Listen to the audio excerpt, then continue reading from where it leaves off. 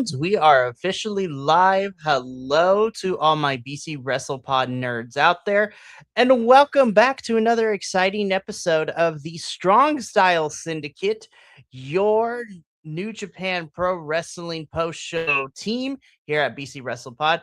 My name is Mikey. I am El Jefe of BC WrestlePod. And of course, joining me this evening, I have the one and only Benny the Bear. So, friend, I'm happy to have you here for this one. Greetings and salutations, friends. Let's rock and roll. Heck yeah. So tonight we are here to cover Sakura Genesis 2026, which is the most recent big show to have happened with New Japan this past weekend. And we got lots of stuff to talk about because not only do we have the road to our next shows happening very, very soon, but this show also gave us our whole entire breakdown for the next tournament happening, which is Best of the Super Juniors, which we'll cover at the very end of the show. But yeah, before we get into Sakura Genesis, to kind of keep these intro a little bit brief, we go live pretty much almost every day of the week on YouTube, Twitch, and Kick. Our main channel on YouTube houses our edited reviews, which go up the following day in the early evening. But if you're looking for something more manageable, you can pick your favorite social media site. Follow us at BC WrestlePod, where you will find our report cards, clips from our lives, predictions, as well as some other fun stuff there. We also have merch available at our shop, bcwrestlepodshop.fourthwall.com. And last but certainly not least, we have a coffee bot that helps us figure everything out, that helps us pay because we have lots of pay-per-views. This weekend is no exception. We got lots of pay-per-views to pay for, especially for TNA and for AEW this coming weekend. But if you feel inclined to help donate to keep the lights on for us, feel free to do so. Link to our coffee will be in the chat on YouTube and Twitch. But if you cannot, that is okay. And we love you just for being here. Alrighty, friend. With that out of the way, let's get into this. So, we talked about it at the New Japan Cup Finals, the last show that we covered. And we said that New Japan would really need to invest and start telling stories and, again, invest in their younger talent. And so, spoiler alert, I would say a lot of them kind of stepped up to the plate for this one. And the future, or at least the summer, looks very fun and very bright for New Japan if they continue it that way. So I'm really happy about that, especially when we get to our main event, which we'll talk about a little bit later.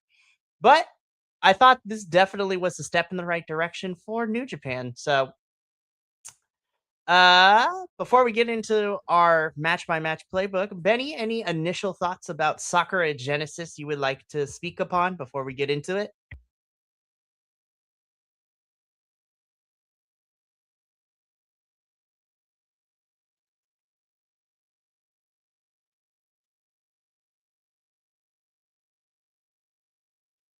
Okay.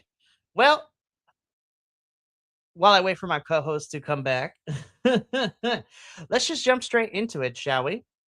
So we do have a bit of a pre-show match that we are going to discuss first. So first and foremost, to kind of kick things off for us on our pre-show match, we had I would say a mostly Young Lions match, which of course is, the up and comers, the people who are training in the New Japan dojo. But more specifically, they are probably going to be in the next couple of years, so they will be on the roster. But in our pre-show Young Lions match, we have the team of Masatora Yasuda and Kushida, who I love dearly with all my little heart, taking on the team of Taisen Nakahara and Tatsuya Matsumoto. As we usually do with our Young Lions match, this one was pretty fun. It was pretty solid. There seemed to be some tension between the Young Lions, which is really fun to see, which can develop into feuds as they get to the roster once they're done with their Young Lions training. Um, I love Kushida. Kushida is really a solid wrestler, and I think he is fan freaking tastic. This was a nice opening bout.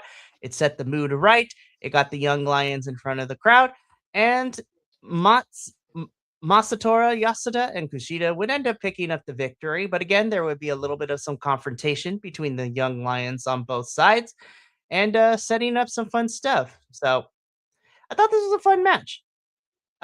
Benny, what did you think of our opening match? Yeah, I thought it was really fun. It's nice to see Kushida back. The young lions, I don't really have an opinion on yet because it seems a little too soon. I did like the interactions that they did have, though. Excellent. So again, Masatori Yasuda and Kushida pick up the victory here. And then we begin to roll into our many multi-person matches before we get into the championship rounds. So opening us up for our regular roster for New Japan, we have a tag team match which sees the team of Master Wato and Togi Makabe taking on TMDK in the form for this match of Kosei Fujita, the young Japanese punk himself, and Mr. Hartley Jackson. Um, this is great. I love this. This was just fun and good stuff. I really love watching Kosei Fujita work. I think he is really fun to watch. I know that Hartley can be a hit or miss when it comes to people. I personally love him. I think he is great. Master Wato is always going to be fun in a match, and Togi Makabe is also fun. So I thought this was a really fun, quick tag team match that definitely got people's reps in. And it was I had a good time with this. This was just a nice tag team match to kind of start getting again, continuing to warm up the crowd. Benny, what did you think of this tag team match? I really like this one. I'm always a big fan of Makabe, Togi Makabe, and the interaction that um, Hartley Jackson and Togi Makabe had at the end was so great. And uh, I agree. Uh, Kosei Fujita is a young little punk, and I love it. And yo, you're doing yo things, so I love it. So yeah, I'm looking forward to. We're gonna talk about Yo a little bit later, but this was fun. And again, Master Wato. We're gonna talk about you later too when we get to the end of the show, talking about all the people who are involved in Best of the Super Juniors. So can't looking forward to that one. But it would be TMDK here to pick up the win. And we move on in from a tag team match to a six-man tag team match, which sees Unbound Company, which is the team of Robbie X, the Bone Soldier Taiji Ishimori, and Shingo Takagi. I love Shingo. Taking on the United Empire, this time in the form of Francesco Akira, Jake Lee, and Jacob Austin Young.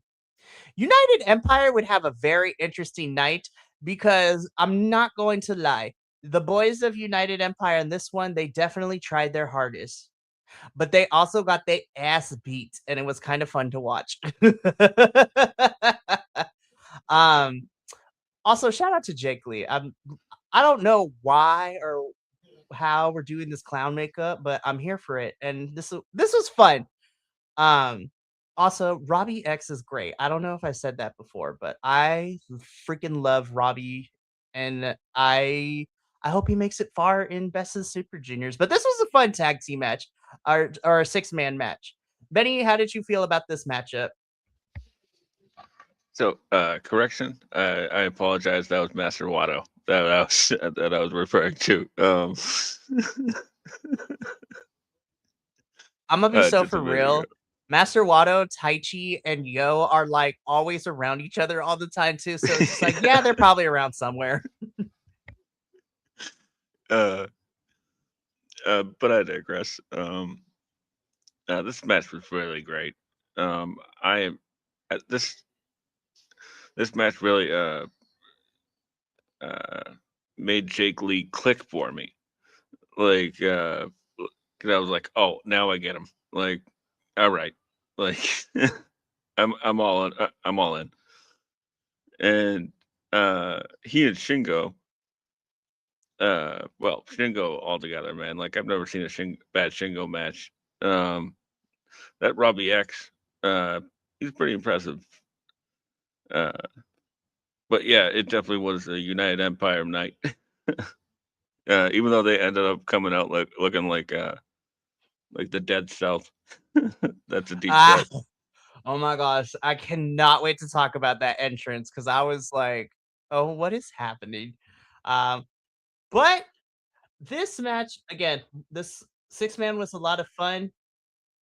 I know, especially for Taiji, Robbie, and Shingo, they've kind of been trying to get their footing back, with the exodus of a bunch of people, which includes, Sonata and Evil and Hiromu. But it was really nice to see them get a win here. And Shingo, we're going to talk about you a little bit later because we are diving and we are repeating New Japan history, which I love it. So, Unbound Company stands tall over the United Empire boys. And we move on from this.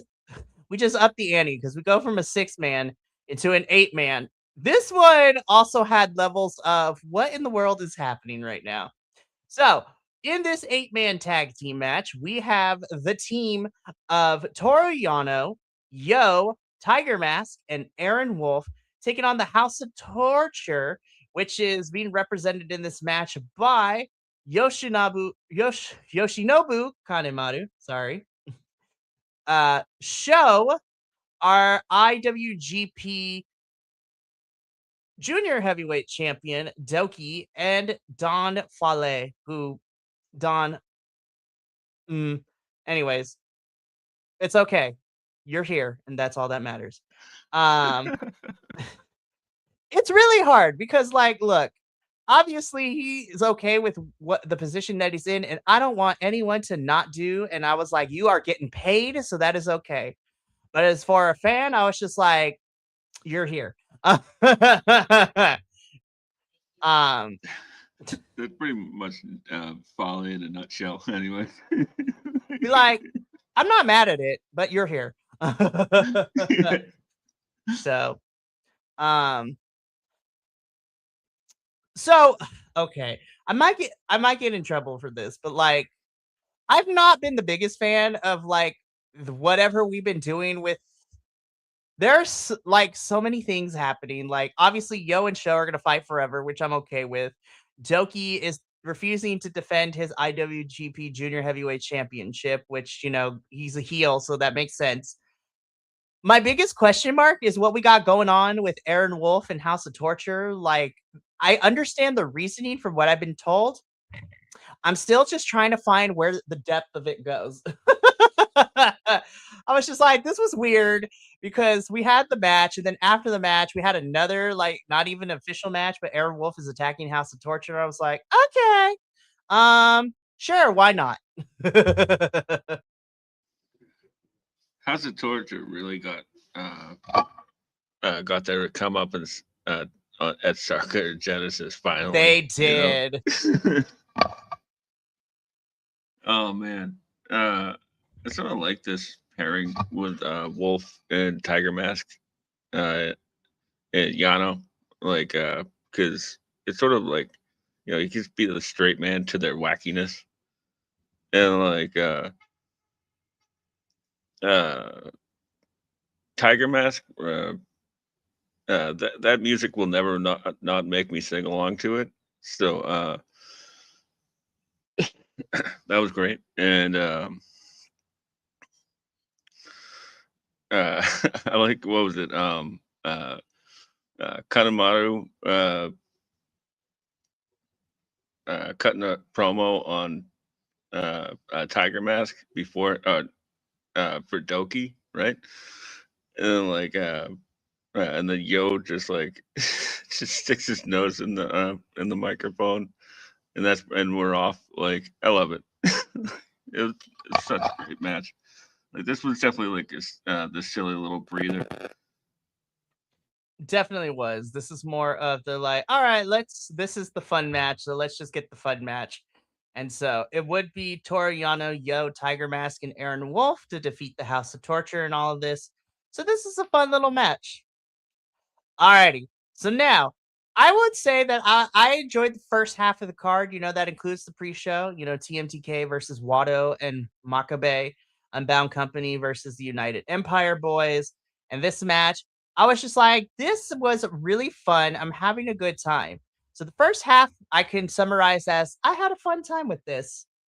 Now, from this match onwards, this is where things get bonkers and good match. Not to say that the other matches beforehand were bad, but this is where the equality stepped up for this one. So, in this six-man tag team match, we had the team of El Desperado, Yuya Uemura, and of course, Taichi taking on United Empire, this time in the form of our two bruisers, the Great Okan and Hanare, with a returning Will Ospreay wrestling in New Japan for the first time since departing the company and becoming a member of the All Elite Wrestling roster. Um, Yuya is a star, man. Like, oh my goodness, Yuya is a star. My only hope is that they don't try to make Yuya a copy of Tanahashi, but Yuya is a star. I loved Taichi, Despi. This was just a really great match, and I think everyone played their part very well. Of course, you had Hanare and Great Okan be the bruisers in this match. Will Ospreay doing Will Ospreay things, which is great. Um, Really interesting to see Hanare and Great Okan kind of not really be listening to Will Ospreay during and after the match too, but still not doing anything too crazy to Will. So it's like the seeds are there. This is about to get crazy, y'all, down the line. And I was just like, this match and then what we see in the main event, I have to applaud New Japan for because it was like, yes, we are doing good storytelling. That is what I've been wanting from New Japan for a while now. It's like now we got stories to feuds, so I am not upset about it. This was a really, really fun match. Benny, what did you think of the six man? Yeah, this is great. Like, I completely agree. Yuya is definitely a star, and that music he's got is a bop.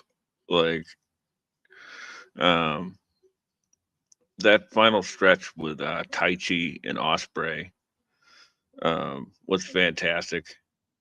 Uh, I love Taichi, so like, um, I could never say a bad thing about him. And I really like Okan and Hanare as a tag team. Uh, that uh, match coming up is going to be pretty interesting with Bishimon. Right. That's gonna be very interesting for sure. Um, but yeah, this was another fun match. Unlike the younger boys, the the older gents do pick up the win for United Empire. So Osprey, Great Okan, and Hanare do defeat Yuya, Taichi, and Despi here.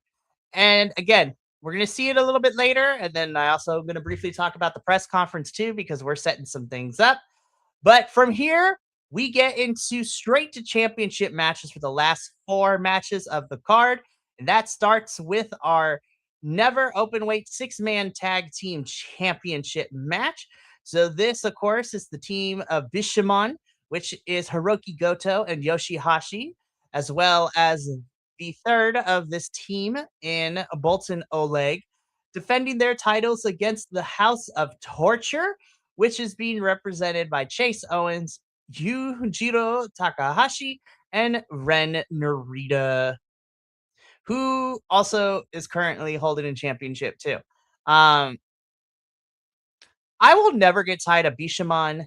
They are the goats, or they are the OGs of this tag team division, and I love them wholeheartedly.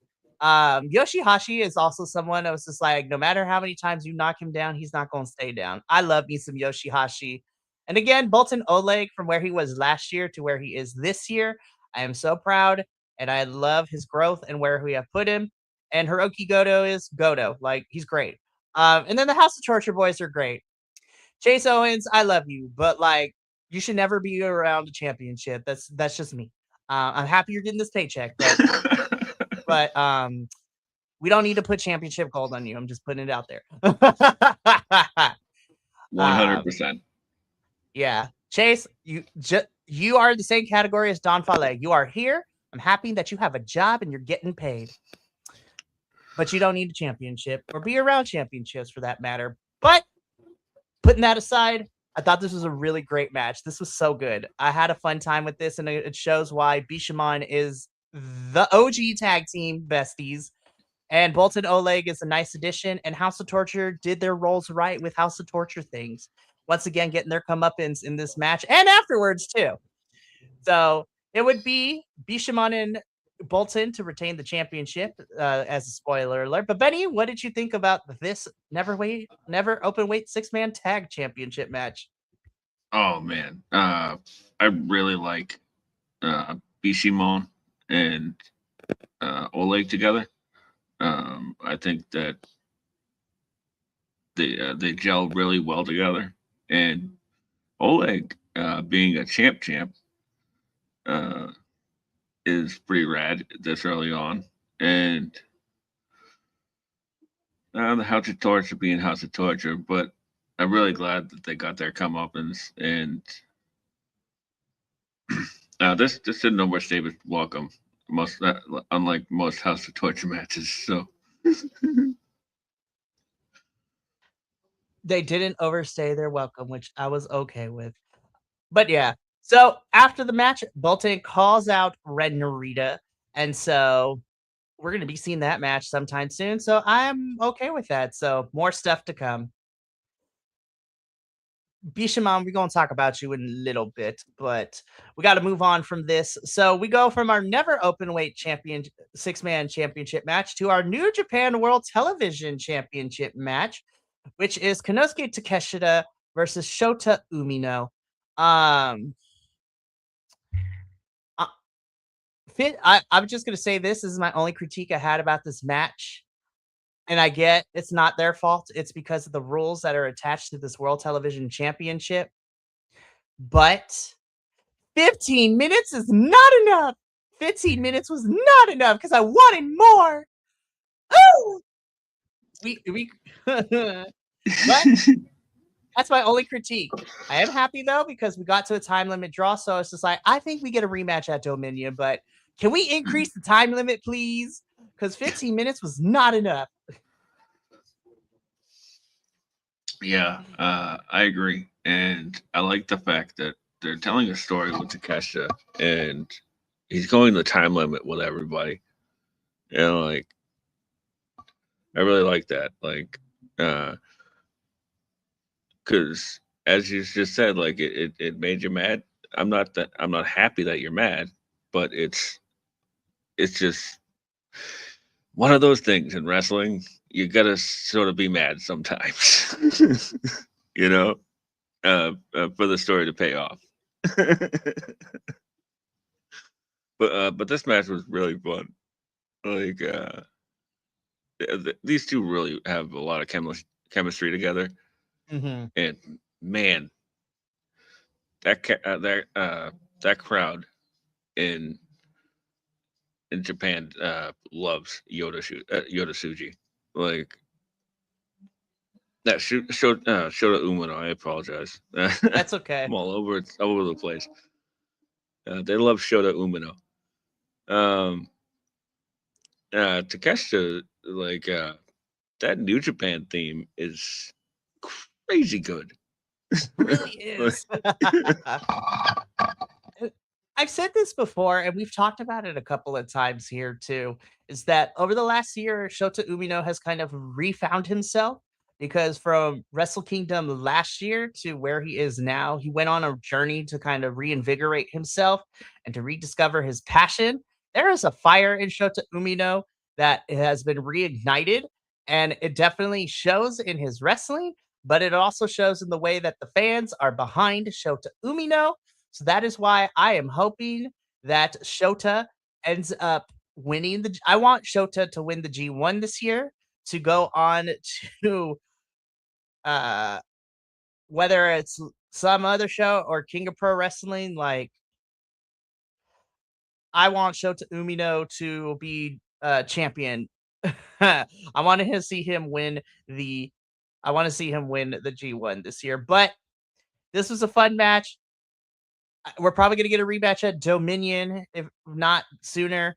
Um, but increase the time limit, please. 15 minutes is not enough. After the match, though, there are two things that happened. First, we got a masked man in a suit come on out and kind of just stare down Takeshita in the ring. And the way that this individual was placing their hands on the ropes, I'm like, I swear to God, New Japan, you cannot tell me. I know that anywhere that I was just like, you cannot hide the fact that that's probably Sonata. There is only one man that puts their hands on the rope like that, and that is Sonata. Exactly. So, but hey, you know what? If this is Sonata's new gimmick, I'm here for it. If it is Sonata, who knows? They might throw a curveball. But because of this distraction, Takeshita gets jumped, and I was like, "Oh, cool! So we're gonna set up a new feud." It's Chase Owens. God damn it!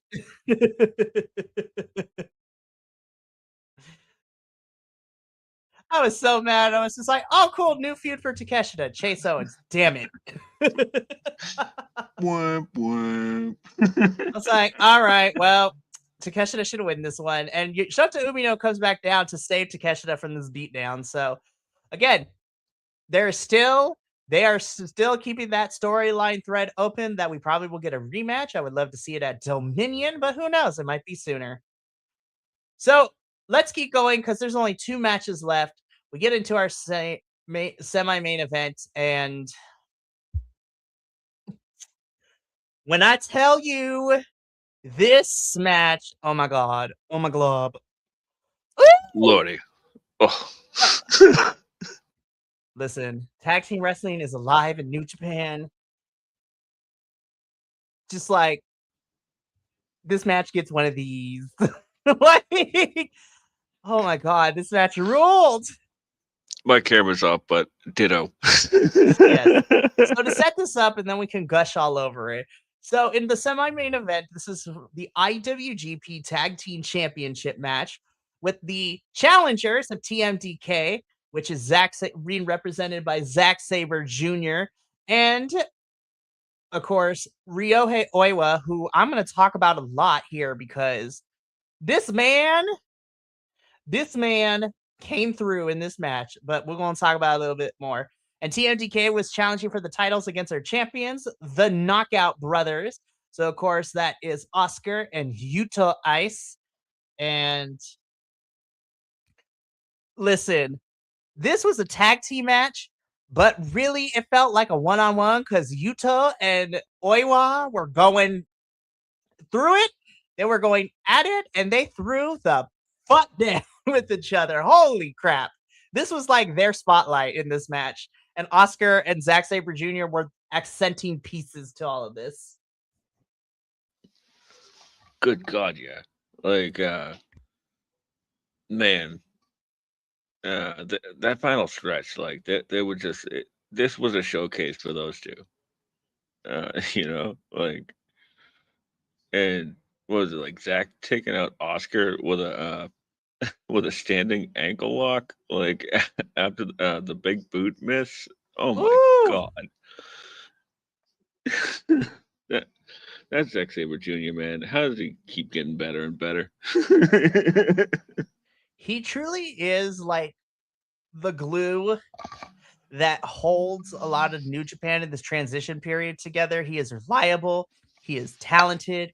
He is amazing. He is cute as fuck.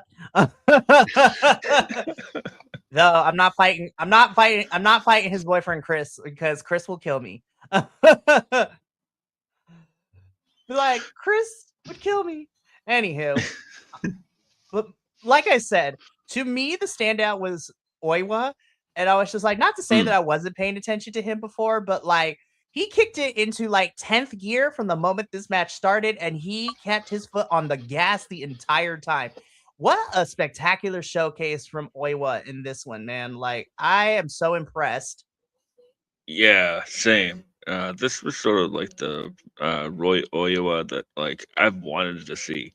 Like he's just a brute, you know. Like he was just uh, it's just so technical, like technically sound. It's so great, man. And Ice, man, that guy has some great fighting spirit. Oh my god. Like popping the elbow back into place, and like, oh, it was so great, man. Like, these two are bona fide going into the G1. Like, they're gonna have a good G1, that's for sure. Oh, absolutely. And because of this match, I'm gonna also be like I said, the G1 Sakura Genesis did a really good job of showcasing a lot of people who we don't normally keep an eye on outside of our, the Zack Sabre Juniors or the people usually that we see at the top of the card. But honestly, because of how the composition of the New Japan roster is right now, and if the rumors are true that we might see some AEW folks participate in the G1 this year is gonna be good, but this match, oh my god, it's on my short list for matches of the year. Definitely already one of my probably my favorite match of April, and we just started. um, Absolutely, it's absolutely on my list as well. And Tony, give us Claudio in the G1. Honestly, listen, if you're gonna put Nick Way back in Best of Super Juniors, let's do that. Um, so this match was awesome. TMTK gave it their all, but it would be the Knockout Brothers to retain. Afterwards, Yuto cuts a promo. We have House of Torture and Bishamon come out, who won't make claim to be the next one's challenging for the titles. What should happen is because I would not be surprised if we see Bishamon and House of Torture fight in a number one contenders match. But what should happen is you should have the Knockout Brothers defend against both teams. You have Knockout Brothers defend the titles against House of Torture first. Knockout Brothers win. And then at Dominion, it is the Knockout Bros versus Bishamon for the titles. And my little heart will explode.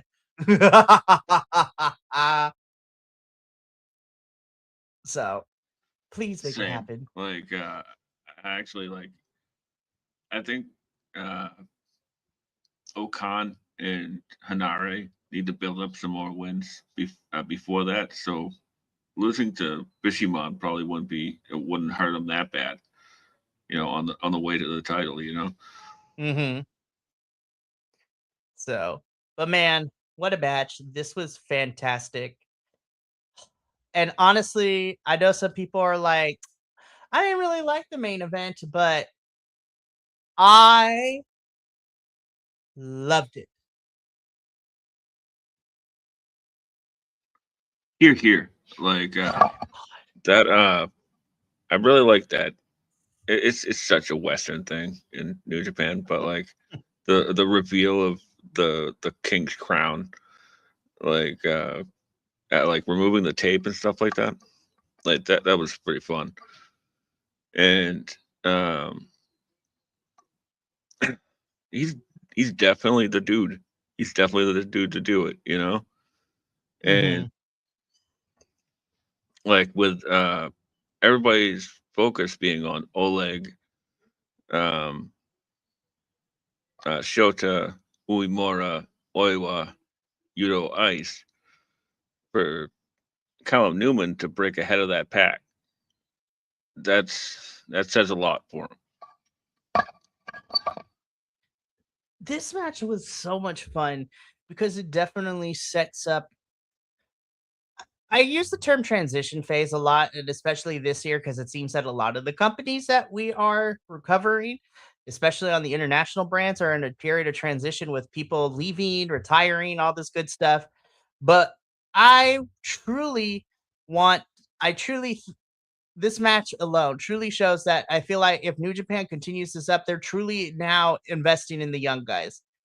I mean, Yota Tsuji is still kind of technically young, but like Callum Newman is the prince of NJPW. He is the next one up, and this match definitely showed some really great storytelling bits in this too because not only do you have Will Ospreay play the role of Jiminy Cricket and trying to be Callum's conscience to still not be a total heel and do things the bad way, which is crazy because lest we forget, I'm like, um, Who's he want to I, speak? I was like, Osprey, do we not remember 2020 Osprey and how much of a menace you were? And how you were doing these exact same things to win because you were more of a heel, but we loved you for it. But hey, you know what? It's good storytelling. I also found it really funny that Callum, like, not outright mockingly, but like used the hidden blade. And obviously it didn't work. So Callum's like, oh, fuck this. And so he does it his own way and, all that good stuff. Yeah, I love that sequence where like he's talking to Will, and all of a sudden Callum Newman turns around and Suji hits Newman with the hidden blade. Oh my god, that's so good. Um, I really like the way that this match was built. Like this really felt uh like a legit uh New Japan top uh, top top guy match. Hmm. And This was so fun. good on Newman for becoming the youngest IWGP champion after Shinsuke Nakamura. I was gonna say he broke Shinsuke. Shinsuke has held that record as being the youngest IWGP World Heavyweight winner. Now Callum Newman has broke that, and he is now the youngest winner of the IWGP World Heavyweight Championship. So the match was so much fun. It was so good. I still put the tag team championship match as my favorite match of Sakura Genesis, but this was definitely a close second. And I do want people to watch this match because this match ruled. But let's talk about everything that happened afterwards because my god, when you want to talk about storytelling, they threw a bunch of stuff at us, Benny. Like so first of all, let's talk about Gabe Kidd coming out and jumping Yota and then dragging him and recording it on a cell phone in the back. So that was one. Oh man, when he revealed the shirt, the crowd went like, "Oh, boo!" And I'm they like, hate you that. cannot tell me because I wasn't sure. We talked about it. We're just like, maybe we won't have a forbidden door this year. And then this happened. I was just like, well, I'm pretty sure we are going to get a forbidden door now. Yeah, imagine Forbidden Door in Japan. You know, That's what it should be. It should be in Japan this year, if I'm being honest. because the way that Who that knows? crowd reacted, oh my god, man! They were not happy because they're like, "No, Gamer, no." Respectfully, of course, respectfully. I love the Japanese fans, because they don't react the same way as we do, obviously. And so Uh-huh. to get like a visceral reaction like that out of a Japanese crowd, like they love Gabe, you know.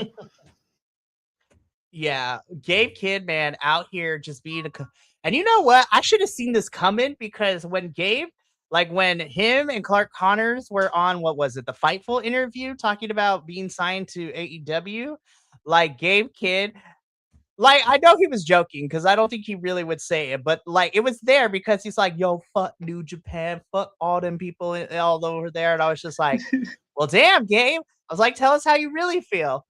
And I was just like, and now seeing this, I was just like, oh, listen, if President Tanahashi and Tony Khan, and if we're gonna include CMLL in this too, like they got some stuff cooking. And I am genuinely not to say I wasn't excited for Forbidden Door last year, but we talked about it last year. Forbidden Door kind of felt like thrown together at the last minute because of injuries and travel issues for a lot of the talent, but they are actually laying down the groundwork to tell some great stories between this. And if we truly get an AEW versus New Japan Forbidden Door, as it should be, I am Mhm. excited. Oh Yeah, my God. I think it's always been the biggest complaint about the Forbidden Door concept is that it's always been like 2 weeks, or even just to go home, like just to build the Forbidden Door, because it's tough. It must be tough, you know. Hmm. Um, but like the first one, like Okada showed up like the go home to the pay per view, and that was a semi main, like um, and I'm looking so forward to that, man, because uh, I don't know, it's like the allied forces against the other place. It truly is. And I feel like I'm caught in the middle because I love both companies. And and I was just like, I want to root for the young guys in New Japan, but I'm rooting for AEW. So call me a mark because I'm rooting for both companies. And the real winner is me. We, the fans, are the winners for this one. So, Absolutely, yeah. Like I just thought of it, it's like how Suji has been beaten guys with like basic young lion hmm moves. hmm Well, who's the one taking out the AEW guy? It was Suji. So like, so, well, that's not all, oh, okay? I Because, love that. Yeah. right. So, that's only the first thing that You happens, saying? though. Oh, sorry. Cut out for a little bit. So, yeah, I agree with you, but that's not it. That was the first thing that happened. So then we get Shingo Takagi come out and basically tell Callum that he wants to be the first challenger to his new reign as champion, which again, the parallels are there because Shingo also did the same thing. He was the first challenger. What was it for Will Ospreay too at one point? So I'm like, the storytelling beats are there. I was like, we're setting this up where Callum is going to be in the shadow of Ospreay for right now. It's like big brother, little brother concept. So that's there. But then at the press conference, Ospreay mentions he's like, "Hey guys, I'm having some trouble at work." So, and Callum's like, "We can talk off camera." And I'm like, I think I don't know how it's gonna play out. And honestly, all the United Empire boys, minus the ones competing in the um, best of the Super Juniors, unless that changes. Um, Benny, I think we have our Anarchy in the Arena match for double or nothing. That would be amazing. Uh, what I was thinking is that maybe that will be the main event of Forbidden Door. That could Like also work too. phrase like the AEW guy. Um, and weirdly enough, and it fits sort of like in the story beats of Forbidden Door and Osprey matches, right? Because it's like Omega, and like Osprey was Omega's shadow, and Newman's and Osprey's shadow.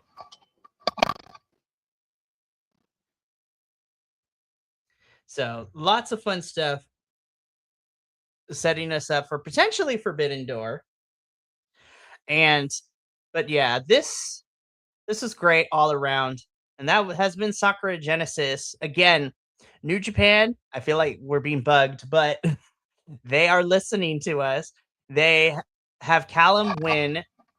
And what I'm hoping is is that Shota wins the G1. It is Shota versus Callum for the title. And honestly, depending on how they want to go with it, I would actually like to see Shota enter Wrestle Kingdom as champion. But you know what?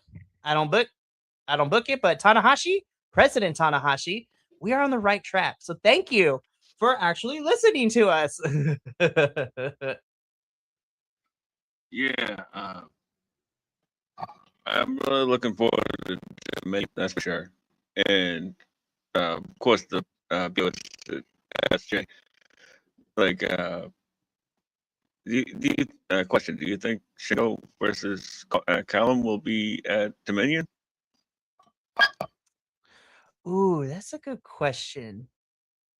I think it depends. It depends if they don't have Takeshita and Umino have a rematch before then, because how that match ended, who knows? And then with Sonata running around in that mask, who knows what else is going to happen? I think, honestly, if they want to have it Callum versus Shota, that would be great. Shota loses, and then he wins the G1 as like the second chance, and then he gets the victory at King of Pro Wrestling or later, and then enters Wrestle Kingdom. So I would be okay with it. I have to see how the I have to see how May goes for the New Japan boys. Or at least like the top of the card for the heavy hitters of the men's division, because the Super Juniors are going to be taking a lot of our quote unquote cruiserweights. Yeah. I, I'd honestly like to see Shingo, uh, like Shingo versus Callum doing Dominion, personally. But, like, yeah, Mm, I'm so excited for the BOSJ this year. I am too. I'm looking forward to it. And actually, that leads us into a perfectly good segment. So at Sakura Genesis, they announced the remaining match. They announced the final two spots for the best of the Super Juniors.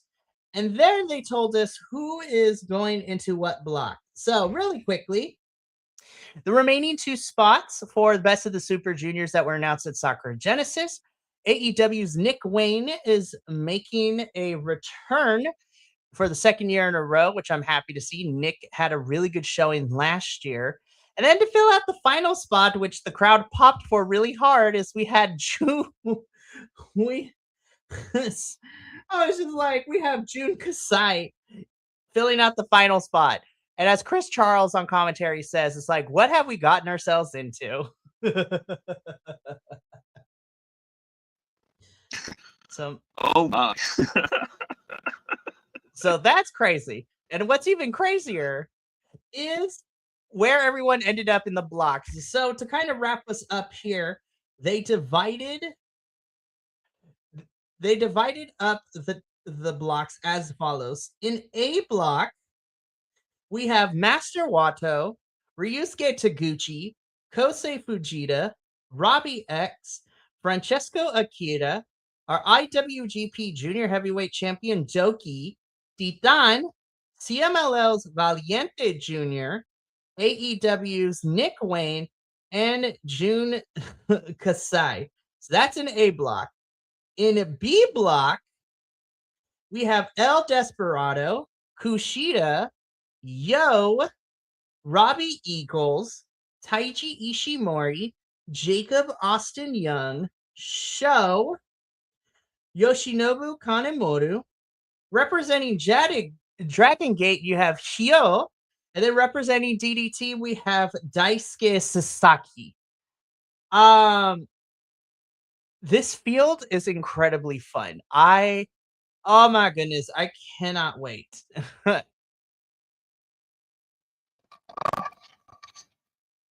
Oh, me neither.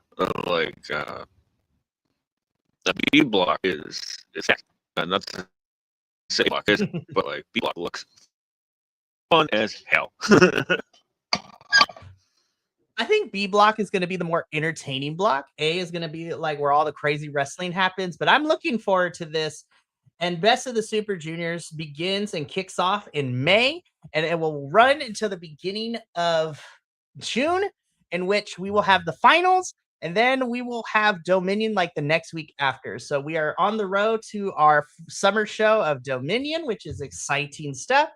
And that's going to be it for us here tonight at Strong Style Syndicate. But we still got a crazy week ahead of us, because tomorrow we have our AEW post show, which is going to, be our go home as we talk about Dynamite and Collision. And then we got to make predictions for what we have so far for Dynasty, which tells me that we're going to get the rest of the card made as the week goes into Dynasty, which is okay. Then on Wednesday, we have our NXT Stand and Deliver post show, as well as our CMLL post show. Thursday, we have our Progress Wrestling post show as we review chapter 192, Cause and Effect. And then Friday is our go home edition of TNA, which will lead into our predictions, which leads into our watch along of TNA Rebellion, which is going to be this Saturday, which I will be doing a watch along as well. So that's going to be fun as heck. So, uh, that's gonna be it for us here tonight.